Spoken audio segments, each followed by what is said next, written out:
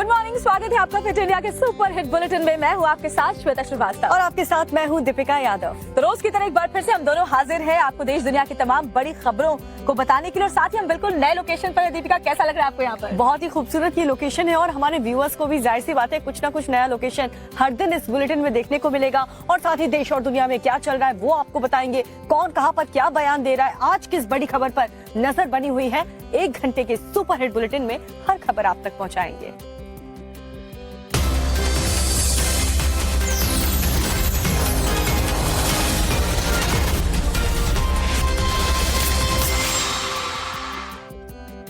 लेकिन श्वेता, शुरुआत करें उससे पहले दिल्ली के मौसम की अगर बात करें तो अभी तो फिलहाल खिली खिली धूप है, लेकिन मौसम विभाग ये कह रहा है कि आने वाले दिनों में यानी कि 2 दिन के बाद एक बार फिर से बादल छाएंगे, यानी फिर से बारिश होगी। मार्च जब शुरू हुआ था तो ऐसा लगा था कि भयानक गर्मी आ चुकी है, लेकिन अब फिर से ठंडक लौट आई और ये ठंड अभी भी बरकरार है। तो गर्मी और सर्दी हमेशा से, जैसे हमारे बड़े बुजुर्ग भी कहते हैं दीपिका, कि ये मौसम में बहुत बीमार करने वाला होता है, और वाकई ऐसा हो भी रहा है। अभी तक तो सिर्फ इन्फ्लुएंजा की मार ही देश झेल रहा था, लेकिन अब जो डराने वाली खबर है वो ये कि कोरोना की रफ्तार भी दोगुनी गति से आगे बढ़ती हुई नजर आ रही है। आपको पूरा अपडेट इस रिपोर्ट के जरिए दिखा देते हैं। कोरोना एक बार फिर देश में पैर पसार रहा है। वायरस XBB 1.16 वेरिएंट लोगों को डराने लगा है। कई राज्यों में तेजी से कोरोना केस बढ़ते जा रहे हैं। बीते 24 घंटे में देश में कोरोना के 1805 नए मामले सामने आए हैं। इसके साथ ही मरीजों की संख्या 10,000 के पार पहुंच गई है। XBB 1.16 वेरिएंट के देश में कुल 610 मामले सामने आए हैं। 11 राज्यों में नया वेरिएंट पाया गया है। महाराष्ट्र में 164 और गुजरात में भी 164 नए केस मिले हैं। तेलंगाना में 93 और कर्नाटक में 86 केस पाए गए हैं। इस वक्त संक्रमण की दर 3.19% है, जबकि पिछले हफ्ते ये 1.39 थी। सरकार ने कोरोना से निपटने की तैयारियों की समीक्षा शुरू कर दी है। 11-12 अप्रैल को अस्पतालों में मॉक ड्रिल की जाएगी। राज्य सरकारों से अस्पतालों में मॉक ड्रिल के लिए कहा गया है। स्वास्थ्य मंत्री आज शाम 5 बजे प्रेस कॉन्फ्रेंस करेंगे। यूपी के लखीमपुर खीरी के एक स्कूल में 38 लड़कियां संक्रमित पाई गई हैं। सभी को क्वारंटीन किया गया है। सीएम योगी ने लखनऊ, गाजियाबाद और नोएडा में विशेष सतर्कता बरतने के लिए कहा है। तो कोरोना के जो आंकड़े हैं वाकई डराने वाले हैं। कोरोना से हो रही जो मौतें हैं वो भी एक बार फिर से बता रही है कि अलर्ट रहने के लिए जरूरी है, और केंद्र सरकार सभी राज्यों को निर्देश दे रही है। लेकिन सबसे जरूरी दीपिका यही है कि हम खुद अलर्टनेस बरतें, मास्क का प्रयोग करें, सैनिटाइज करें और भीड़ भाड़ वाली जगह जाने से बचें। बिल्कुल इंतजार ना करें कि ये आंकड़ा बढ़ जाए और फिर जाकर के आप प्रिकॉशन ले। अभी से अपनी सेहत का ध्यान रखें। और मध्य प्रदेश की खबर आपको पता होगी श्वेता, किस तरीके से एक मादा चीता की मौत हो गई है किडनी इन्फेक्शन की वजह से। और कहा तो ये भी जा रहा है कि जब उनको इंडिया लाया गया था तभी से वो बीमार थी। अभी फिलहाल क्या हुआ इस खबर में देखिए। ये तस्वीरें बीते साल 17 सितंबर की हैं, जब प्रधानमंत्री मोदी ने नामीबिया से लाए गए 8 चीतों को कूनो नेशनल पार्क में छोड़ा था। इस जत्थे में मादा चीता साशा भी थी, जिसकी सोमवार को मौत हो गई। चीता साशा 5 साल 5 महीने की थी। प्रशासन के मुताबिक साशा किडनी इन्फेक्शन से जूझ रही थी।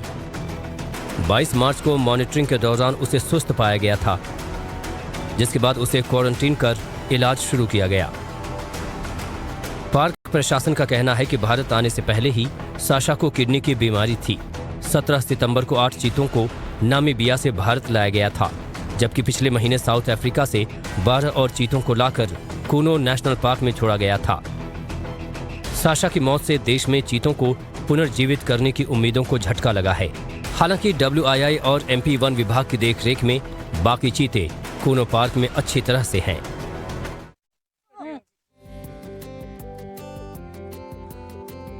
तो देखिए, साशा की तबीयत तो पहले से ही खराब थी। बताया ये जा रहा है किडनी इन्फेक्शन की वजह से उनकी मौत हो गई है।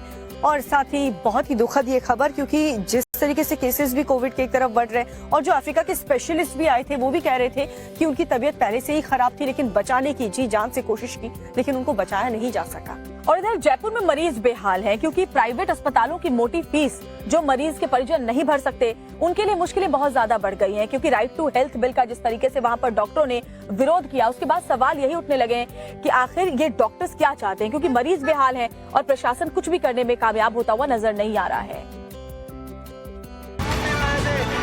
कोई सीकर से आया, कोई जोधपुर का बैनर साथ लाया, हनुमानगढ़ से आए और कोटा के सफेद कोट वाले डॉक्टर साहब भी आए। आकर डट गए जयपुर की सड़कों पर और शक्ति प्रदर्शन किया। करीब 4 किलोमीटर लंबी कतार में मार्च निकाला ताकि सरकार पर दबाव बनाया जा सके। राजस्थान सरकार का राइट टू हेल्थ बिल वापस कराया जा सके। बिल के लिए तो कह दिया किसी कीमत पर वापस नहीं होगा, किसी कीमत पर भी, चाहे सरकार को कितना ही कठोर निर्णय लेना पड़े। आप अपनी बात इसमें कोई कमी हो बता दो, हम उसको अमेंडमेंट कर देंगे, उसमें रूल्स में डाल देंगे। बिल की बात नहीं करें, बिल की बात करें तो वार्ता के लिए नहीं आए। जयपुर की सड़कें कई घंटे जाम रहीं। सड़कों पर जहां तक नजर गई प्राइवेट अस्पताल और क्लिनिकों के डॉक्टर ही नजर आए। मरीजों की चिंता छोड़ अनाप शनाप पैसे कमाने का जरिया बंद होने से परेशान नजर आए। राइट टू हेल्थ बिल में प्रावधान है कि इमरजेंसी में प्राइवेट अस्पताल मरीज के इलाज से इनकार नहीं कर सकते। इलाज से इनकार पर अस्पताल के खिलाफ सख्त कार्रवाई की जाएगी। इलाज में कोताही बरतने पर भी अस्पताल पर सख्त एक्शन होगा। मरीज के इलाज का खर्च राज्य सरकार उठाएगी। अब डॉक्टर आरोप लगा रहे हैं कि इमरजेंसी शब्द को बिल में सही से परिभाषित नहीं किया गया है, लेकिन मुख्य मुद्दा कुछ हटकर है। दरअसल सरकार से किसी भी बीमारी के इलाज के लिए एक निश्चित रकम से ज्यादा चार्ज नहीं किया जा सकेगा, जबकि मरीज से इलाज के लिए कितना भी बिल वसूला जा सकता है। इनको पता नहीं क्या है, इनसे वार्ता हो गई, जो मूल एक्ट था उसमें सारे संशोधन कर दिए। ये इन्होंने कहा ये करो, इसको ये करो, इमरजेंसी को करो, इसको करो। जो इन्होंने बताया ये सब बातें मानी हमने। तो जयपुर की सड़कों पर डॉक्टरों ने कल संग्राम किया। कई किलोमीटर लंबा मार्च निकाला ताकि सरकार के ऊपर दबाव बनाया जा सके। हालांकि सरकार ने भी ये साफ कर दिया है कि किसी भी कीमत पर राइट टू हेल्थ बिल को वापस नहीं लिया जाएगा। और इधर सोमवार की बात करें तो सोमवार को कोलकाता में भी जबरदस्त तरीके से बवाल हुआ है। एक बच्चे की मौत को लेकर के सड़क पर आगजनी हुई है, ट्रेनें भी रोक दी गई हैं। आखिर ऐसा क्यों हुआ, आप देखिए इस रिपोर्ट में। हंगामा, पत्थरबाजी, प्रदर्शन और बवाल। कोलकाता की सड़कों पर सोमवार को संग्राम छिड़ गया। एक तरफ आम लोग और दूसरी तरफ पुलिस। कई घंटे तक आम लोग पुलिस प्रशासन के खिलाफ सड़क पर उतरे रहे। गाड़ियों को आग लगा दी गई, बाइकों को फूंक दिया गया, ट्रेनें रोक दी गईं और पुलिस पर पत्थर बरसाए गए। कोलकाता के कई इलाकों में एक साथ बवाल और हिंसा हुई। सड़कों पर आगजनी होती रही और पुलिस हालात काबू में करने के लिए मशक्कत करती रही। राज्य सरकार के खिलाफ नारेबाजी होती रही, प्रदर्शन होते रहे और ये सब कुछ हुआ 7 साल की बच्ची की हत्या के बाद। आरोप है कि बच्ची की हत्या रेप के बाद की गई, जबकि कुछ लोगों ने तंत्र क्रिया के लिए बच्ची की हत्या करने के आरोप भी लगाए। लोगों का आरोप है कि रविवार सुबह बच्ची लापता हुई और पुलिस देर रात तक सोती रही। हालांकि पुलिस कह रही है कि तुरंत एक्शन लिया गया था। उसको हमने वो बोरा को निकाला तो निकाल के हमने देखा कि वो उसमें वो बच्ची का बॉडी है। तो हमने ऐसा अटेंड नहीं किया, वो डायरेक्टली हम उसको हॉस्पिटल में भेजा। तो उसके बाद आज तो पोस्टमार्टम हुआ और तुरंत हमने उसी टाइम पे रात 9 साढ़े 9 बजे के टाइम पे हमने डिटेक्शन जब हुआ, डेड बॉडी को जब फाउंड हम मिला, जो उसी टाइम पे हमने एक्यूज को अरेस्ट कर दिया। कई घंटे तक कोलकाता की सड़कें बंद रहीं। अधिकारियों ने कड़ी मशक्कत के बाद लोगों को शांत कराया। इधर बीजेपी सांसद सौमित्र खान ने गृह मंत्री अमित शाह को खत लिखकर प्रदेश की कानून व्यवस्था बदहाल होने के आरोप लगाए और राज्य में केंद्रीय बल डिप्लॉय करने की मांग की। और देखिए, ये जो आरोपी है जिसने बच्ची की हत्या की है, उसे पुलिस ने कोलकाता से ही गिरफ्तार कर लिया था, लेकिन इस पर हंगामा जबरदस्त और काफी देर तक चलता रहा और अब इस पूरे मामले को लेकर के राजनीति हो रही है। और दिल्ली में भी राजनीति हो रही है फ्री बिजली को लेकर। साथ ही जयपुर में हिंदू रैली के ऊपर पथराव करने वाले लोगों पर भी एक्शन लिया गया है और इसके अलावा तापसी पन्नू पर क्यों केस दर्ज किया गया है, ये सब कुछ आपको बताते हैं हमारे 2 मिनट के देश के सेगमेंट में। संसद परिसर में सुबह 9:30 बजे से बीजेपी संसदीय दल की बैठक होनी है। खास बात यह है कि इस मीटिंग में पीएम मोदी भी शामिल होंगे। बजट सत्र के दूसरे चरण में ये बीजेपी संसदीय दल की पहली बैठक है। माना जा रहा है कि इस बैठक में पीएम मोदी विपक्ष के असहयोगात्मक रवैये और सदन नहीं चलने देने को लेकर बीजेपी सांसदों से बात करेंगे और इस मुद्दे को जनता के बीच ले जाने का मंत्र देंगे। दिल्ली में बिजली सब्सिडी को लेकर केंद्र और केजरीवाल सरकार में टकराव बढ़ गया है। दिल्ली सरकार में मंत्री आतिशी ने आरोप लगाया कि केंद्र सरकार मुफ्त बिजली स्कीम बंद कराने की कोशिश कर रही है। आतिशी ने कहा कि फ्री बिजली से जुड़ी फाइलें सीएम और बिजली मंत्री को दिखाई नहीं जाती हैं। दिल्ली बीजेपी ने पलटवार करते हुए कहा है कि केजरीवाल अपना करप्शन छिपाने के लिए मुद्दे को भटका रहे हैं। जयपुर में हिंदू समाज की भगवा रैली पर पथराव के मामले में पुलिस ने 11 लोगों को गिरफ्तार किया है। बीजेपी ने आरोप लगाया कि जिन लोगों को पकड़ा गया है उनमें से कई लोग स्थानीय निवासी नहीं हैं, यानी ये हमला योजनाबद्ध तरीके से हुआ। आपको बता दें कि 2 दिन पहले भगवा रैली पर मदरसे से कुछ उपद्रवियों ने पथराव कर दिया था, जिससे अफरा तफरी मच गई थी। तापसी पन्नू की ये तस्वीर उनके लिए जी का जंजाल बन गई है। इस तस्वीर को लेकर तापसी पन्नू के खिलाफ धार्मिक भावनाओं को भड़काने का आरोप लग रहा है। हिंदू संगठनों ने तापसी के खिलाफ इंदौर के छतरीपुर थाने में शिकायत दी है। 12 मार्च को हुए एक फैशन शो में तापसी पन्नू ने गले में माता लक्ष्मी का लॉकेट पहना हुआ था। शिकायत में कहा गया है कि तापसी ने सनातन संस्कृति का अपमान किया है। महाराष्ट्र के नासिक से गुंडागर्दी का वीडियो सामने आया है, जहां एक केक शॉप में घुसकर 6 गुंडों ने जमकर हंगामा किया। पूरी घटना दुकान में लगे सीसीटीवी में कैद हो गई। दरअसल केक की पेमेंट को लेकर दुकान के मालिक और हमलावरों में झगड़ा हुआ, जिसके बाद आरोपियों ने दुकान के मालिक को बाहर निकालकर पीट दिया। पुलिस ने सभी 6 आरोपियों को गिरफ्तार कर लिया है। और हमारे पीछे संसद भवन है और वाकई दिल्ली का जो सबसे प्रमुख इलाका है वो आप इसे कह सकते हैं, क्योंकि सब कुछ यहाँ पर, नॉर्थ ब्लॉक, साउथ ब्लॉक, इसके अलावा तमाम जो मंत्रालय हैं वो भी। और संसद भवन, यहीं पर आज प्रधानमंत्री नरेंद्र मोदी जो बीजेपी के सांसद हैं उनसे बात करेंगे। दरअसल विपक्ष का जो रवैया इस पूरे सत्र के दौरान रहा है दीपिका, उसको लेकर के बीजेपी अब नई रणनीति के साथ सदन में उतर सकती है। और दूसरी तरफ विपक्ष की बात करें तो सरकार को घेरने के लिए खड़गे ने देखिए कल डिनर का आयोजन किया था, जिसमें 18 राजनीतिक दल के सांसद पहुंचे थे। इस मीटिंग में क्या फैसला हुआ और आज जो विपक्षी दलों की बैठक होने वाली है उसका एजेंडा क्या है, इस रिपोर्ट में देखिए। राहुल गांधी के डिस्क्वालिफिकेशन के मुद्दे पर पूरा विपक्ष एकजुट है। कल रात कांग्रेस अध्यक्ष खड़गे के घर में विपक्षी नेताओं ने मीटिंग की और आगे की रणनीति पर चर्चा की। डिनर में सोनिया गांधी और राहुल गांधी समेत कई दिग्गज नेता मौजूद रहे। कांग्रेस ने कहा कि आगे भी संसद से सड़क तक आंदोलन जारी रहेगा। मीटिंग में NCP, JDU, DMK, TMC, Aam Aadmi Party, Samajwadi Party, RJD, BRS, CPM, CPI, MDMK, KC, RSP, National Conference, Jharkhand Mukti Morcha, IUML और वीसीके के नेता शामिल हुए। विपक्ष की मीटिंग में लोकतंत्र के लिए लड़ाई और सरकार को घेरने की रणनीति पर मंथन हुआ। विपक्षी सांसद आज भी काले कपड़ों में विरोध प्रदर्शन करेंगे। ये प्रदर्शन संसद परिसर में महात्मा गांधी की प्रतिमा के सामने होगा। कांग्रेस आज पूरे देश में 35 जगहों पर एक साथ प्रेस कॉन्फ्रेंस भी करेगी। तो खड़गे के आवास पर जब ये डिनर मीटिंग रखी गई तो उसमें तमाम विपक्ष के दल के नेता एकजुट हुए, साथ में नजर आए, कई दिग्गज नेता शामिल हुए, लेकिन उद्धव ठाकरे यहाँ पर नहीं आए। बिल्कुल, क्योंकि उद्धव ठाकरे जो है उनके कांग्रेस और उद्धव ठाकरे के बीच में भी सावरकर को लेकर के बताते हैं कि तलवारें खींच गई है। हालांकि ये भी कहा जा रहा है कि राहुल गांधी के दिए बयान को लेकर के अब जो उद्धव ठाकरे की शिवसेना है उसके कार्यकर्ता सड़कों पर भी उतरेंगे। दरअसल ये क्या पूरा सियासी खेल महाराष्ट्र में चल रहा है वो भी आपको इस रिपोर्ट के जरिए समझा देते हैं। राहुल गांधी सोचता है मेरा नाम सावरकर नहीं है, मेरा नाम गांधी है। गांधी किसी से माफी नहीं मांगता। और मैंने कहा पार्लियामेंट हाउस में कहा कि भैया मुझे बोलने दीजिए ना, एक बार तो बोलने दीजिए।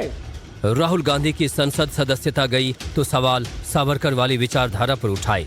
निशाने पर बीजेपी और संघ को लिया और कह दिया कि वो सावरकर की तरह कभी माफी नहीं मांगेंगे। संसद सदस्यता जाने और अडानी मामले पर कांग्रेस विपक्ष को एकजुट करने में जुटी है। कांग्रेस अध्यक्ष मल्लिकार्जुन खड़गे के घर विपक्ष के सांसदों को रात्रि भोज पर बुलाया गया, लेकिन सावरकर पर राहुल को नसीहत दे चुके उद्धव ठाकरे की तरफ से कोई भी इस मीटिंग में शामिल नहीं हुआ। ही लढाई जी आहे ती लोकशाहीची लढाई आहे। कृपा करून नव्हे तर राहुल गांधींना मी जाहीरपणाने सांगतोय की सावरकर आमचं दैवत आहे, त्यांचा अपमान आम्हाला पटणारा नाही,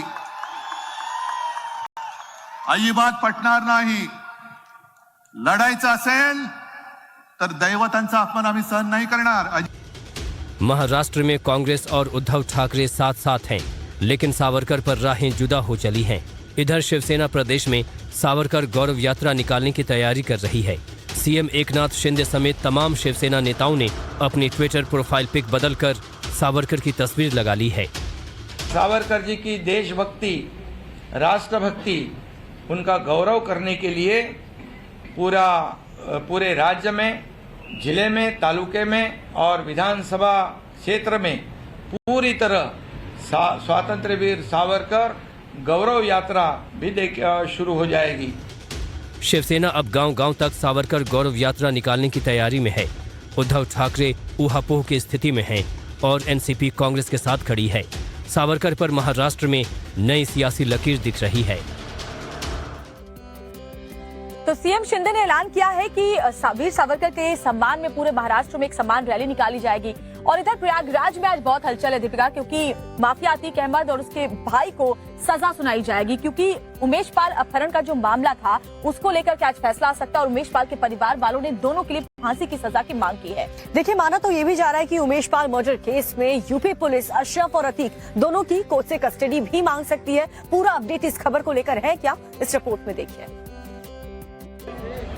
अतीक अहमद और उसके भाई अशरफ को आज कड़ी सुरक्षा के बीच प्रयागराज के स्पेशल एमपी एमएलए कोर्ट में पेश किया जाएगा। उमेश पाल अपहरण केस में दोनों की सजा लगभग तय है। 364A का केस लगा है, जिसमें अधिकतम फांसी की सजा है। 2006 में बीएसपी विधायक राजू पाल की हत्या हुई थी। हत्याकांड के मुख्य गवाह उमेश पाल का 2007 में अपहरण कर लिया गया था। इसी केस में आज कोर्ट का फैसला आना है। सुबह 11 बजे कोर्ट में पेशी होगी। लंच के बाद सजा का ऐलान संभव है। आज पहले ऑर्डर आएगा, इसके बाद सजा का ऐलान होगा। दूसरी तरफ उमेश पाल हत्याकांड में भी अतीक और उसके भाई की साजिश सामने आ रही है। यूपी पुलिस इस केस में उसे रिमांड में ले सकती है, यानी अतीक दोबारा यूपी से बाहर नहीं जा पाएगा। हमको बिल्कुल मोदी जी के राज में गुजरात में हमको 100% सुरक्षा लगती है। बिल्कुल, हमने इसीलिए कभी जो है गुजरात से कहीं और ट्रांसफर के लिए याचिका नहीं पाई। आज सभी की निगाहें कोर्ट के फैसले पर टिकी हैं। अतीक अगर इस मामले में दोषी साबित होता है तो उसके नपने की बिसात खुद ब खुद तैयार हो जाएगी। कड़ी सुरक्षा के बीच अतीक और अशरफ को आज जेल से कोर्ट ले जाया जाएगा।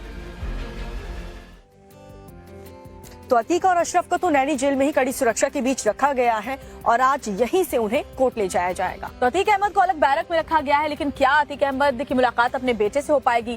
क्या वो अपने भाई से आज मिल पाएगा? और क्या उमेश पाल हत्याकांड में जो केस है वो अतीक अहमद पर भी चलेगा? ये सब कुछ आपको दिखा देते हैं इस रिपोर्ट के जरिए।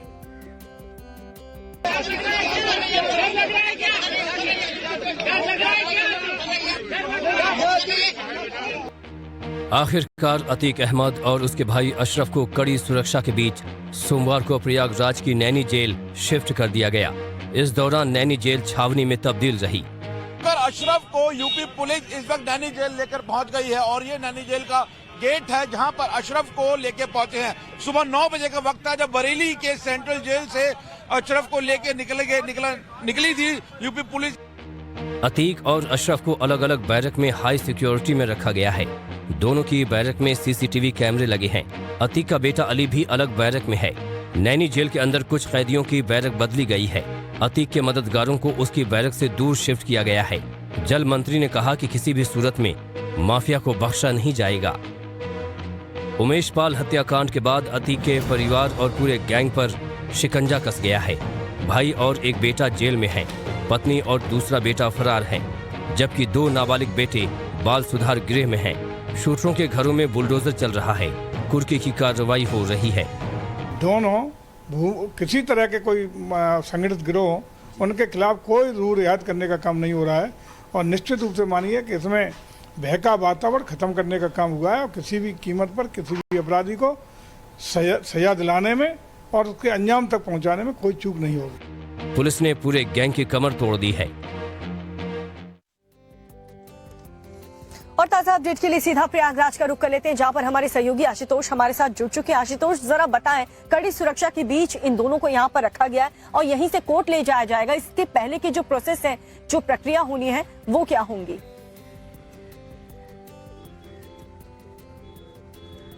देखिए, निश्चित तौर पे आज माफिया डॉन अतीक अहमद और उसके भाई अशरफ के लिए बहुत बड़ा दिन है, क्योंकि आज उनको जिस केस में सजा होने जा रही है, यानी कि जो केस है वो बेहद इंपॉर्टेंट केस है उमेश पाल अपहरण कांड का। ये 2006 का ये मामला था और लगभग 17 साल तक पूरी न्यायिक प्रक्रिया चली है और आज इसी मामले को लेकर आज फैसला आएगा और लंच बाद जो हो सकता है कि संभव है कि सजा का ऐलान भी हो जाए। तो इसके पहले लगभग 10 बजे के आसपास नैनी जेल से इन दोनों को सीधे कोर्ट पे इलाहाबाद के एमपी एमएलए कोर्ट लाया जाएगा और वहां पर इनको कटघरे में खड़ा किया जाएगा। तो एक बड़ा मामला है, हाई प्रोफाइल मामला है, लिहाजा जो स्थानीय प्रशासन है वो भी फूक कर कदम रख रहा है। और इस वक्त देखिए, नैनी जेल के बाहर ही नहीं बल्कि पूरे प्रयागराज में सुरक्षा के जो कड़े पुख्ता इंतजाम किए गए हैं, इसके साथ साथ जो कचहरी परिसर है उसको भी पूरी तरीके से छावनी में तब्दील कर दिया गया है। हर संदिग्ध पर जो आने जाने वाले लोग हैं, जो वाहनों की चेकिंग की जा रही है, तो कुल मिलाकर सिक्योरिटी पूरे तरीके से बिल्कुल मुस्तैद है। और साथ ही अब देखिए, अगर अतीक अहमद की बात करें तो बिल्कुल सही कह रहे हैं आप, क्योंकि राजू पाल हत्याकांड के बाद उमेश पाल का अपहरण किया गया था, उसे डराया धमकाया गया था और उसी पुराने उमेश पाल अपहरण के मामले में आज कोर्ट अपना फैसला सुना सकता है। फैसला पहले पिछली सुनवाई में सुरक्षित रख लिया गया था। आगे भी आपके जरिए अपडेट पहुंचाएंगे आशुतोष। फिलहाल बहुत बहुत शुक्रिया आपका इस तमाम जानकारी। ये फुटबॉल का मैदान है या कोई युद्ध का मैदान? कहीं खिलाड़ी आपस में भिड़ रहे हैं तो कहीं फैंस और प्लेयर्स में फाइट हो रही है। हैरान कर देने वाला ये मंजर ब्राजील का है, जहां जीत के बाद कैक्सियस टीम के खिलाड़ी जश्न मना रहे थे, तभी हारने वाली टीम के खिलाड़ियों ने हमला बोल दिया। इस भीड़ में एक ऐसा फैन भी दिखा जो छोटी सी बच्ची को लेकर मैदान में कूद गया और खिलाड़ियों पर हमला कर दिया। स्टेशन पर ट्रेन का इंतजार आपने कई बार किया होगा, खड़े खड़े आपके पैरों में भी दर्द हुआ होगा। आपकी इसी समस्या का इलाज अब मिल गया है। कुछ सेकंड में शानदार सोफा कम चेयर तैयार है। सोशल मीडिया पर यह वीडियो काफी वायरल है और इसे 65,000 से ज्यादा लोग देख चुके हैं और इस इनोवेशन की जमकर तारीफ कर रहे हैं। कभी पुल शॉट, कभी स्क्वायर कट, कभी कवर ड्राइव और हेलीकॉप्टर शॉट भी। ये शॉट एकदम परफेक्ट। छोटी सी बच्ची की बैटिंग देखकर हर किसी के मुंह से सिर्फ वाह वाह ही निकल रहा है। कोई पूछ रहा है कि क्या ये धोनी की बेटी तो नहीं, तो कोई कमेंट कर रहा है कि विराट कोहली भी बचपन में ऐसे ही खेलते थे। कुछ कमेंट में इस बच्ची को अगला बैटिंग स्टार बताया जा रहा है। अब तक इस वीडियो को 1.5 लाख से ज्यादा व्यूज मिल चुके हैं। वाटर डिस्पेंसर से पानी पीती बिल्ली का वीडियो सोशल मीडिया पर काफी ट्रेंडिंग है। किसी इंसान की तरह बिल्ली ने नल को प्रेस किया और पानी गिरने लगा। इसी पानी से बिल्ली ने अपनी प्यास बुझाई। कोई इस वीडियो को देखकर बिल्ली के तेज दिमाग की तारीफ कर रहा है, तो कोई कह रहा है कि बिल्ली से सीखो पानी कैसे बचाते हैं। अब तक 30,000 से ज्यादा लोग इस वीडियो को देख चुके हैं। पाकिस्तान में बेहिसाब महंगाई से हाहाकार मचा है। कुछ दिन पहले आटे के लिए मारामारी मची थी और अब महंगे फलों का वीडियो टॉप ट्रेंडिंग है। पाकिस्तान में 123 रुपए किलो वाला अमरूद 400 रुपए किलो बिक रहा है। 123 रुपए वाला अमरूद 400 रुपए किलो। सर, दुनिया में ऐसा सुन रहा होगा। आप लोग ये देखिए, जो वीडियो देख रहे हैं, हमारे लोग मर नहीं जाएंगे। सिर्फ ये दिखाना चाह रहा हूँ, अगर हुकूमती अरकान देख रहे हो, खुदा के वास्ते तो कानून पास करें। हमारे पाकिस्तान के लोग 600 गुना महंगी चीज क्यों करते हैं? तो दुनिया के वायरल वीडियोस तो हमने आपको दिखाए, लेकिन बिहार में भी कुछ ऐसा वायरल हुआ जिसने भी देखा वो दंग रह गया, क्योंकि शव वाहन में जब ताबूत खुला तो जो कुछ भी उसमें से निकला उसमें सबकी आंखें फटी की फटी रह गई। दरअसल ताबूत के अंदर नशे की खेप लेकर के ये लोग जा रहे थे और जैसे ही शव वाहन को खोला गया सभी हैरान हो गए। आप भी देखिए इस रिपोर्ट में। वैन पर एम्बुलेंस और शव यात्रा लिखा है। अंदर डेड बॉडी रखने के लिए एक ताबूत है। कोई भी यही सोचेगा कि ताबूत में शव रखा है। पुलिस भी एम्बुलेंस को चेकिंग के लिए नहीं रोकती, इसलिए ताबूत के अंदर का सच देखकर आपका माथा घूम जाएगा, क्योंकि ताबूत में शव नहीं शराब भरी है। तस्वीरें बिहार के गया की हैं। बिहार में शराबबंदी कानून लागू है, इसके बावजूद लोग धड़ल्ले से जाम छलकाते मिल जाएंगे, क्योंकि शराब तस्कर कुछ इसी तरह से दारू की खेप शहर शहर होम डिलीवरी कर रहे हैं और प्रशासन को भनक तक नहीं लगती। ताबूत जो होता है जिसमें शव को रखा जाता है, उसके अंदर शव की जगह पे शराब भरे हुए थे और तस्करी कर रहे थे। करीब 212 बोतल शराब बरामद हुआ है। प्रशासन को एम्बुलेंस में शराब तस्करी की खबर मिली, जिसके बाद चेकिंग अभियान चलाया गया। एम्बुलेंस से 212 बोतल अंग्रेजी शराब बरामद हुई है। शातिर तस्कर झारखंड से ये शराब लेकर आए थे और इसे मुजफ्फरपुर में सप्लाई किया जाना था। पुलिस ने एम्बुलेंस ड्राइवर समेत 2 आरोपियों को गिरफ्तार किया है। रैकेट के अन्य सदस्यों की तलाश अभी जारी है। तो गया में एक्साइज विभाग की टीम ने तेजी से कार्रवाई की है और शराब की एक खेप पकड़ ली गई और साथ ही जो तस्कर थे उन्हें भी पुलिस ने गिरफ्तार कर लिया। वहाँ तो पुलिस ने फौरन एक्शन लिया, लेकिन पंजाब में अमृतपाल के मामले में पहले तो पुलिस ने ढिलाई की और अब इतना वक्त बीत चुका है, लगातार अमृतपाल की खोजबीन की जा रही है, लेकिन अब आशंका ये है कि वो नेपाल भाग चुका है। ऐसे में खालिस्तान समर्थक अमृतपाल के लिए दिल्ली एनसीआर में भी जो तलाशी है वो जारी है। पूरा अपडेट इस मामले को लेकर क्या है वो इस रिपोर्ट में देख लीजिए आप। भगोड़े अमृतपाल को लेकर पंजाब से नेपाल बॉर्डर तक हाई अलर्ट है। जगह जगह सर्च ऑपरेशन चल रहा है। अमृतपाल बार बार अपना लुक चेंज करके पुलिस को चकमा दे रहा है। भगोड़े अमृतपाल सिंह को गिरफ्तार करने के लिए पंजाब पुलिस अब नेपाल तक पहुंच चुकी है। पंजाब पुलिस के साथ वहां दिल्ली पुलिस और सेंट्रल इंटेलिजेंस विंग भी है। भारतीय दूतावास ने भी नेपाल सरकार को पत्र भेजकर आग्रह किया है कि नेपाल सरकार अपने सभी एयरपोर्ट और अहम ठिकानों पर अलर्ट जारी करे और अमृतपाल को किसी तीसरे देश जाने से रोके और उसे गिरफ्तार कर भारत के हवाले करे। नेपाल स्थित भारतीय दूतावास ने नेपाल सरकार से ये अनुरोध किया है कि वो भगोड़े अमृतपाल सिंह को किसी तीसरे देश में भागने न दे। खुफिया एजेंसियों ने अंदेशा जताया है कि अमृतपाल नेपाल के रास्ते थाईलैंड भाग सकता है। फिलहाल पंजाब समेत 8 अलग अलग राज्यों में पुलिस फोर्स और सुरक्षा एजेंसियां चौकस हैं। इसी बीच पंजाब पुलिस के ऑपरेशन अमृतपाल को लेकर अकाल तख्त साहिब की तरफ से पंजाब सरकार को अल्टीमेटम दे दिया गया है। अगर पकड़े गए युवा सिखों को रिहा न किया गया तो बड़ा एक्शन लिया जा सकता है। चैत्र नवरात्र चल रहे हैं, रामनवमी आने वाली है, जगह जगह जगराते हो रहे हैं, लेकिन बिहार में डीएम के आदेश पर बवाल मच गया है। दरअसल डीएम के आदेश पर अगर बहुत तेजी से भजन अगर तेज बजाया गया, आवाज उसकी तेज हुई तो आपको जेल की हवा भी खानी पड़ सकती है। डीएम ने आदेश दिया क्या है, आप भी देखिए इस पूरी खबर को गौर से। आज 7वां नवरात्र है और देवी कालरात्रि की पूजा अर्चना की जा रही है। नवरात्र में देश भर में भजन कीर्तन हो रहे हैं। माता के भजन मंदिरों और जागरणों में बजाए जा रहे हैं, लेकिन बिहार में माता के भजनों पर सरकार ने अंकुश लगा दिया है। दरभंगा के डीएम ने आदेश जारी किया है कि तेज आवाज में भजन नहीं बजाए जा सकेंगे। आदेश में लिखा है कि 75 डेसिबल से ज्यादा तेज आवाज में डीजे बजाने पर कार्रवाई की जाएगी। और दरभंगा डीएम के इसी आदेश पर अब बिहार में राजनीति शुरू हो गई है। बीजेपी ने आरोप लगाया है कि सरकार धर्म के आधार पर लोगों को बांटना चाहती है। आप जबरन कह रहे हैं कि नहीं डीजे बंद कर देना है, तो आप चाहते क्या हैं? हिंदू मुसलमान के बीच खाई पैदा करना। कल मुहर्रम का टाइम आएगा तो वहाँ का हिंदू कहेगा कि आपने रामनवमी में बंद किया तो मुहर्रम में क्यों बजाइएगा।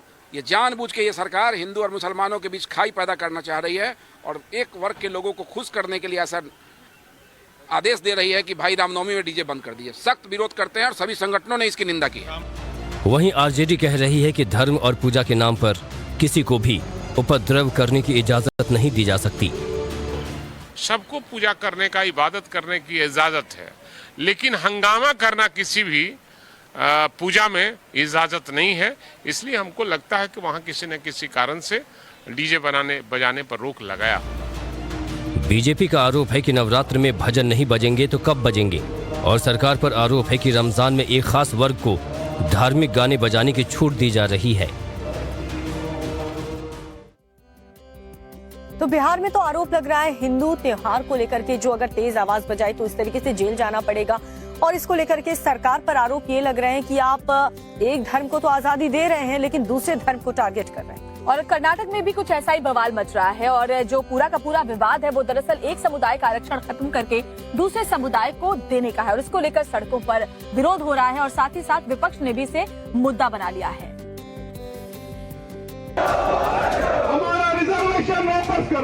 विधानसभा चुनाव से पहले कर्नाटक में आरक्षण का मुद्दा गर्म हो गया है। बोम्मई सरकार ने मुस्लिम समुदाय का आरक्षण खत्म कर इन्हें ईडब्ल्यूएस में डालने का फैसला लिया है, जिसके खिलाफ एसडीपीआई सड़क पर उतर गई है। बैकवर्ड को आगे लाने के लिए कॉन्स्टिट्यूशन इजाजत देता है कि ये उनका रिजर्वेशन को बरकरार रखे, तो ये गवर्नमेंट जो है अनकॉन्स्टिट्यूशनल जो बिहेवियर एक कौम के लिए, एक मुस्लिम कम्युनिटी के लिए जो कर रही है वो नाइंसाफी है। हम चाहते हैं कि इस सरकार इंसाफ दे। केंद्रीय गृह मंत्री अमित शाह ने राज्य सरकार के फैसले का बचाव किया था और कहा था कि अल्पसंख्यकों को दिया गया 4% आरक्षण असंवैधानिक था। इसे खत्म कर 2% आरक्षण वोकालिगा और 2% आरक्षण लिंगायत को दिया गया है। मुस्लिम समुदाय का 4% रिजर्वेशन जो है वो 2% वोकलिगा और 2% लिंगायतों को दे दिया है। और साथ ही आपको बता दें कि मुस्लिम समुदाय को जो है इकोनॉमिकली वीकर सेक्शन में डाल दिया गया है और इसी के खिलाफ अब एसडीपीआई जो है वो यहाँ पर विरोध प्रदर्शन कर रही है। राज्य सरकार के फैसले पर सूबे की राजनीति गर्म हो गई है। कांग्रेस और जेडीएस ने इसे बीजेपी की तुष्टीकरण की राजनीति करार दिया है। 2% जो आप दे रहे हो वक्कलिगा और लिंगायत कम्युनिटी के लिए, क्या ये अपीजमेंट नहीं है? हम चाहते हैं कि वक्कलिगा की फलाह बहबूदी हो, लिंगायत की हो, उसी तरह मुसलमान की भी हो, क्योंकि मुसलमान हिंदुस्तानी बाशिंदे हैं और इनका ख्याल रखना एक राजा का फर्ज है। विपक्ष का सवाल है कि आरक्षण 28 साल से लागू था, फिर अब ये असंवैधानिक कैसे हो गया? मुस्लिम समुदाय से उसका हक छीना जा रहा है। तो कर्नाटक में रिजर्वेशन को लेकर के पूरा का पूरा बवाल जारी है। तो इजराइल की बात करें तो न्यायपालिका में सुधार कानून को लेकर वहां भी जबरदस्त विरोध प्रदर्शन हो रहा है। और वेनेजुएला की बात करें तो भ्रष्टाचार को लेकर के लोग सड़क पर उतरे हैं, जबरदस्त तरीके से प्रदर्शन हो रहा है। और दुनिया में क्या कुछ खास हो रहा है 2 मिनट में आपको दिखाते हैं। लैटिन अमेरिकी देश वेनेजुएला में सड़कों पर निकला ये हुजूम भ्रष्टाचार के खिलाफ उद्घोष कर रहा है। वेनेजुएला में सरकारी कर्मचारी, टीचर्स और लेबर यूनियन ने सरकारी भ्रष्टाचार के खिलाफ आवाज बुलंद की। प्रदर्शनकारियों का कहना है कि सरकार बार बार पैसों की कमी का रोना रोती है, लेकिन करप्शन केस का खुलासा होने के बाद साफ है कि सरकारी दावे गलत हैं। इजरायल में पीएम नेतन्याहू के समर्थन और विरोध में प्रदर्शन बढ़ते जा रहे हैं। जेरूसलम में नेतन्याहू समर्थकों के प्रोटेस्ट के बाद सरकारी समर्थकों ने रैली निकाली। इस रैली में हजारों लोगों ने हिस्सा लिया। नेतन्याहू समर्थकों ने अपने हाथों में फासिस्ट लेफ्ट के पोस्टर ले रखे थे और ये लोग न्यायपालिका में सुधार के सरकार के फैसलों के समर्थन में नारेबाजी कर रहे थे।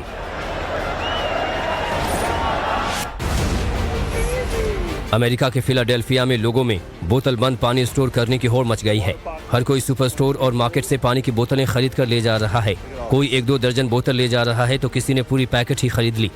दरअसल डेलवायर नदी में केमिकल लीक होने की वजह से लोगों के घरों तक पानी की सप्लाई बंद हो गई है, जिसके बाद सरकार ने लोगों को बोतल बंद पानी पीने की सलाह दी है। अफगानिस्तान की राजधानी काबुल में एक बार फिर जोरदार धमाका हुआ, जिसमें 6 से ज्यादा लोगों की मौत हो गई, कई लोग घायल हो गए। धमाके के बाद अफरा तफरी मच गई। बता दें कि यह धमाका विदेश मंत्रालय के मेन चेक पोस्ट के पास हुआ। हालांकि तालिबान सरकार ने अभी तक इसे लेकर कोई औपचारिक बयान जारी नहीं किया है। बता दें कि इससे पहले भी अफगानिस्तान में कई बड़े बम धमाके हो चुके हैं। अमेरिका में स्कूल में फायरिंग की वारदात में मरने वालों की तादाद अब 7 हो गई है। इनमें 3 बच्चे भी हैं।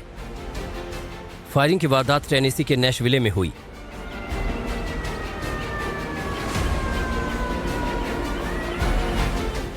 बाद में जवाबी कार्रवाई में शूटर को पुलिस ने मार गिराया। इस स्कूल में 200 बच्चे पढ़ते थे।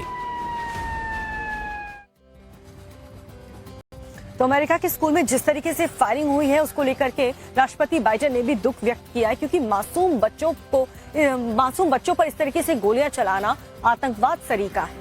और अमेरिका का जो ये गन कल्चर है उस पर हमेशा सवाल उठते रहे हैं। और ऐसे में जो ट्रांसजेंडर बताया जा रहा है, जो वहां पर ये गोलीबारी करने के लिए पहुंचा था और उसके हाथ में 2 असॉल्ट राइफल थे, एक हैंडगन थी। और ये पूरा अपडेट क्या है वो आपको इस रिपोर्ट में बता देते हैं। अमेरिका के टेनेसी प्रांत में स्कूल में फायरिंग की वारदात हुई। हमलावर ने नैशविले के स्कूल में अंधाधुंध गोलियां बरसा दी। वारदात नैशविले ग्रेड स्कूल में हुई। फायरिंग की इस वारदात में 3 बच्चों समेत 7 लोगों की गोली लगने से मौत हो गई। जिस वक्त स्कूल में फायरिंग हुई उस वक्त स्कूल में 200 बच्चे मौजूद थे। फायरिंग की वारदात स्कूल की दूसरी मंजिल पर हुई। बताया जा रहा है कि हमलावर के पास 2 असॉल्ट राइफल और एक हैंडगन भी थी। गोलियों की आवाज सुनकर स्कूल के अंदर से पुलिस को कॉल किया गया। आनन फानन में मौके पर पहुंची पुलिस ने हमलावर को अरेस्ट करने की कोशिश की, लेकिन पुलिस पर भी फायरिंग कर दी। जवाबी कार्रवाई करते हुए पुलिस ने हमलावर को स्कूल के सामने ही ढेर कर दिया। फायरिंग के इस वारदात में कुछ बच्चे घायल भी बताए जा रहे हैं, जिन्हें कैरल जूनियर अस्पताल में एडमिट कराया गया है। स्कूल में हुई फायरिंग की वारदात पर अमेरिकी राष्ट्रपति जो बाइडेन ने भी खेद जताया है। Incredibly swiftly, within minutes, and the danger. We're monitoring the situation really closely, Ben, as you know, and we have. इधर राहुल गांधी को संसद सदस्यता जाने के साथ ही अब बंगला खाली करने का नोटिस भी जारी किया जा चुका है। और इधर देश में कांग्रेस पार्टी प्रोटेस्ट करने की तैयारी में है और कल देर रात की बात करें तो कांग्रेस के कई कार्यकर्ता अलग अलग लोकेशंस पर प्रोटेस्ट करते हुए नजर आए। पूरा अपडेट इस रिपोर्ट में। संसद सदस्यता रद्द हो चुकी है और अब राहुल गांधी उनके बंगले से भी बेदखल होने वाले हैं। लोकसभा हाउसिंग कमेटी ने राहुल गांधी को बंगला खाली करने का आदेश दे दिया है। राहुल गांधी को अब 12 तुगलक लेन दिल्ली का बंगला खाली करना होगा। राहुल गांधी की संसद सदस्यता रद्द होने के बाद उन्हें लोकसभा हाउसिंग कमेटी ने उनके अपने सरकारी बंगला को खाली करने का नोटिस जारी किया है। ये देखिए, इस जगह मैं मौजूद हूँ, ये 12 तुगलक लेन है जहां राहुल गांधी 2014 से ही इस बंगले में रह रहे हैं। जब उत्तर प्रदेश के अमेठी लोकसभा सीट से जब 2014 में वो जीत करके आए थे तो उस वक्त उन्हें यह सरकारी बंगला आवंटित किया गया था। इधर राहुल गांधी के समर्थन में देश भर में कांग्रेस विरोध प्रदर्शन कर रही है। नागपुर में युवा कांग्रेस ने मशाल जुलूस निकाला और राहुल गांधी के समर्थन में नारेबाजी की। इधर वायनाड में इंडियन मुस्लिम लीग ने देर रात राहुल गांधी के समर्थन में प्रदर्शन किया और पैदल मार्च किया। बड़ी संख्या में मुस्लिम लीग के कार्यकर्ता सड़कों पर गांधी का समर्थन करते दिखे।